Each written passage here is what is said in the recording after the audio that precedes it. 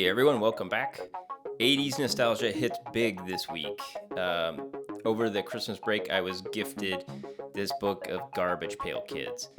Growing up in the 80s was an interesting time, and any opportunity to get a parent or sibling to purchase a pack of these cards was a cherished thing. So this week, that's what I'm going to be illustrating, my very own Garbage Pail Kid card.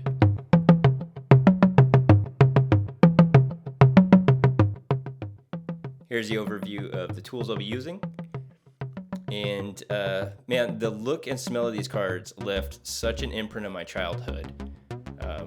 It was so synonymous with fun. I couldn't pass up the opportunity to create one of my own for today's episode. So be sure to stick around to the end for the variant editions of the cards, true to form.